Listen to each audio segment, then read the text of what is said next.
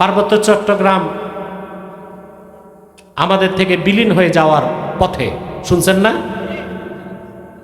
আমাদের দেশের স্বাধীনতার প্রশ্নেও এক হতে হবে। আমাদের এই তিনটি স্বার্থের বিরুদ্ধে বাংলাদেশে কাজ করতেছে, এদিক বস, আমাদের এই তিনটি স্বার্থের বিরুদ্ধে বাংলাদেশে কাজ করতেছে তিনটি অমুসলিম সম্প্রদায়। কয়টি? এর মধ্যে সবচেয়ে জঘন্য হচ্ছে কাদিয়ানী সম্প্রদায়।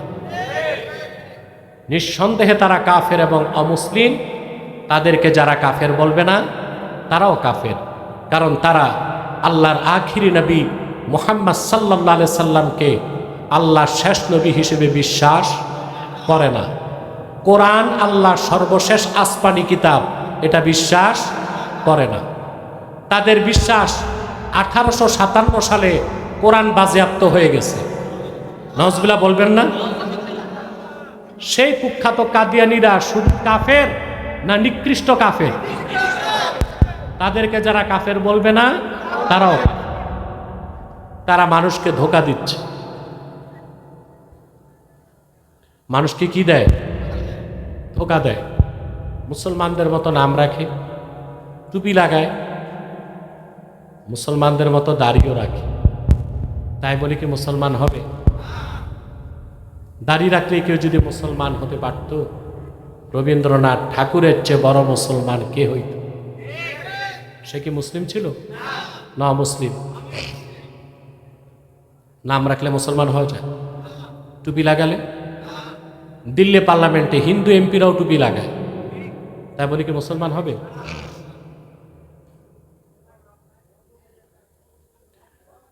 নাম রাখলে মুসলমান হওয়া যায়? এক শয়তান বোতলে পেশাব করে উপরে নাম লেখছে শরবত, এটা কি শরবত হবে? ভিতরে কি? তদ্রুপ কাদিয়ানীরা কাফের। আব্দুল আউয়াল আব্দুস সামাদ, মোবাশ্বের আলী, কবির চৌধুরী, শাহরিয়ার কবির, নিঝুম মজুমদার, এসব নাম রাখার দ্বারা তারা মুসলমান হতে পারে না। আমার ভাইয়েরা, আমার বন্ধুরা, আমার ভাইয়েরা, আমার বন্ধুরা, আমার আল্লাহ নূর নবীজি আমার মুহাম্মদ সাল্লাল্লাহু আলাইহি সাল্লাম ইসলাম ও কোরআনের হাজার হাজার বছর পরে বর্তমান ভারতের কুখ্যাত পাঞ্জাবের কুখ্যাত গুরুদাসপুরের কুখ্যাত কাদিয়ানে ইংরেজ আমলে এক শয়তান নিজেকে নবী দাবি করছে। চিল্লায় বলেন নাউজুবিল্লাহ।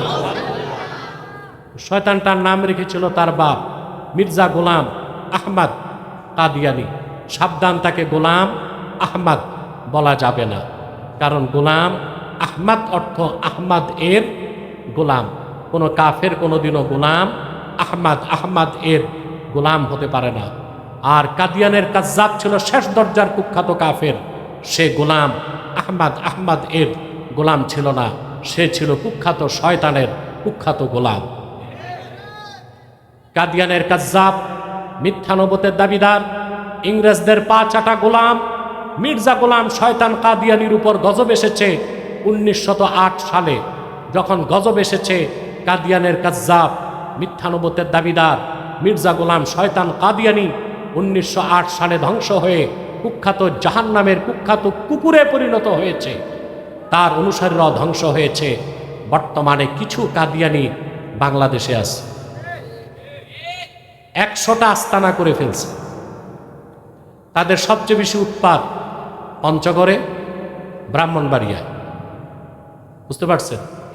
এমনকি নারায়ণগঞ্জ আস্তানা করে ফেলেছে। নাম তারা 100টার মতো আস্তানা করেছে। নাম পরিবর্তন করে করে মিথ্যা পরিচয় দেয় তারা। কখনো নিজেদের পরিচয় দেয় আহমদি জামাত, কখনো বলে আহমদিয়া জামাত, কখনো বলে আহমদি সম্প্রদায়, কখনো বলে আহমদিয়া সম্প্রদায়, কখনো বলে আহমদি মুসলিম জামাত, কখনো বলে আহমদিয়া মুসলিম জামাত।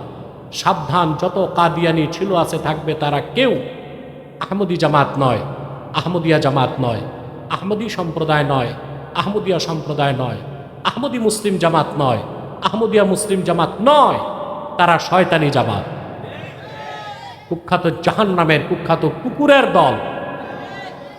আমাদের সকল দলের একটাই দাবি, অনতিবিলম্বে সোনার বাংলায় শয়তান কাদিয়ানীদেরকে রাষ্ট্রীয়ভাবে অমুসলিম ঘোষণা করতেই হবে, করতেই হবে, করতেই হবে। এই দাবি আদায়ে যদি জান ও মাল দেবার ডাক আসে, কারা কারা প্রস্তুত আছেন হাত তুলে দেখান।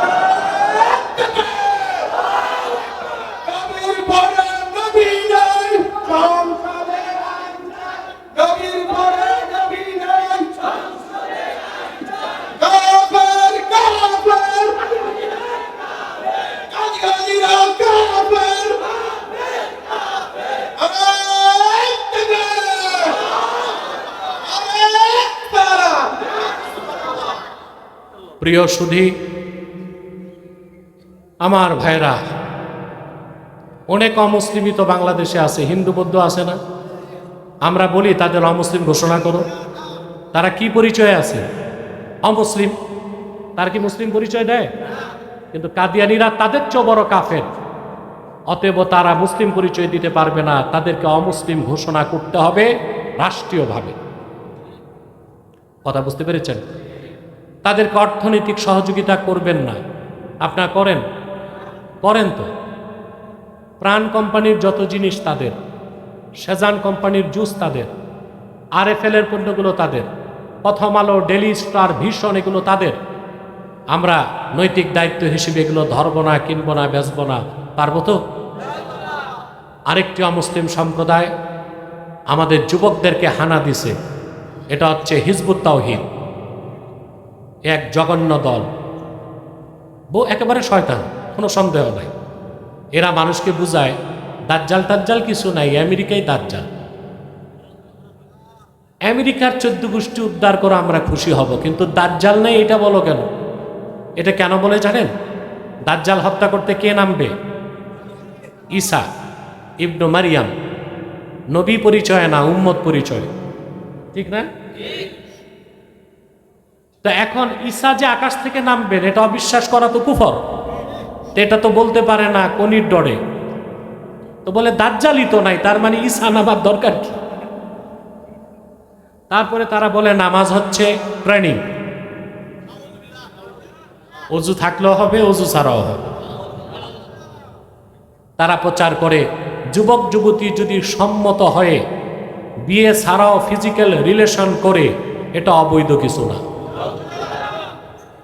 এই হিজবুত তাওহীদ নামধারী হিজবুত শয়তান, এরা ব্যাপকভাবে যুবকদেরকে নষ্ট করছে, এদের ব্যাপারে সতর্ক থাকবেন। আরেকটি অমুসলিম সম্প্রদায় আমাদের দুশমন, এটা হচ্ছে খ্রিস্টান মিশনারি। তারা আমাদেরও শত্রু, দেশেরও শত্রু। তারা চাচ্ছে পার্বত্য চট্টগ্রামকে আলাদা করে একটা খ্রিস্টান রাষ্ট্র বানাবে। এটা পশ্চিমাদের প্ল্যান। আপনার ভারতের মিজোরাম নিবে, আর মায়ানমার থেকে আরাকান, বাংলাদেশ থেকে পার্বত্য চট্টগ্রাম, এই 3টা এলাকা নিয়ে একটা খ্রিস্টান রাষ্ট্র বানাবে। নামে খ্রিস্টান রাষ্ট্র, চালাবে ইহুদিরা। এখন আপনাদের কাছে আমার প্রশ্ন, এটা যদি হয়েই যায়, আল্লাহ না করুন, বলুন আল্লাহ না করুন, তাহলে ফিলিস্তিনের পাশে ইসরায়েল থাকাতে ফিলিস্তিনের মুসলমানের যে দুঃখ হচ্ছে, কষ্ট হচ্ছে, আমাদের পাশে একটা ইহুদি রাষ্ট্র হলে আমাদেরকে ওই রকম আযাব গজব সইতে হবে কিনা বলেন? এই ব্যাপারে কোনো রাজনৈতিক দলের নেতাদের বক্তব্য নাই, কারণ এটা বলতে গেলেই আব্বা নারাজ। এখন আব্বাকে নারাজ করে কেউ ক্ষমতায় আসতে চায় না। বাংলাদেশ মুসলমানের বাংলাদেশ, বিদেশি আব্বাদেরকে রাজি করে ক্ষমতায় আসা যাবে না, আসতে পারলেও থাকা যাবে না। এটা হুঁশিয়ারি করে দিলাম, আসা যাবে না। আসতে পারলেও ওরা আমাদের বন্ধু হতে পারে না। আমাদের দেশের সিদ্ধান্ত আমরা নিব, সেজন্য আমাদের প্রয়োজন হার্ড ইউনিটি, দৃঢ় ঐক্য। আর সেটা রাজনৈতিক ঐক্য নয়, হতে হবে অরাজনৈতিক ঐক্য, দিনের স্বার্থে, দেশের স্বার্থে, কওমের স্বার্থে। এখানে আপনারা কত লোক বসে আছেন না ভাই? তা আমি মনে করি নির্বাচনে দাঁড়াইলাম, আর আমি যদি মনে করি সব আমার ভোটার, আমার চেয়ে বড় বেকুব কেউ হবে? কথা বলেন। বক্তারা তো তাই মনে করতেছে, এক এক বক্তা এক এক জায়গায় এমপিতে দাঁড়াইতেছে, মনে করে সামনে যা সব তার। এটা না ভোটের দিন হিসাব হবে কয়জন তার। এখন আমি যদি মনে করি সব জনগণ আমার, কথা বলেন না। আমি রাজনৈতিক পরিচয় দাঁড় করাই যে আমার রাজনৈতিক দলের কারা আছেন, এখানে কয়েকশো লোক থাকবেন, সব চলে যাবে, ঠিক কিনা? কিন্তু এখানে আমার পরিচয় কি? আমার পরিচয় হচ্ছে দাঈ ইলাল্লাহ, আল্লাহর কোরআনের দাওয়াত আমি দিচ্ছি। সেজন্য এখানে দলমত নির্বিশেষে আপনারা সবাই বসে আছেন। তা রাজনৈতিক ঐক্য কি সম্ভব? অরাজনৈতিক ঐক্য করতে হবে, আর সেটা হতে হবে দিনের স্বার্থে, দিনদারদের স্বার্থে, দেশের স্বার্থে। আল্লাহ আমাদেরকে তৌফিক দান করুন।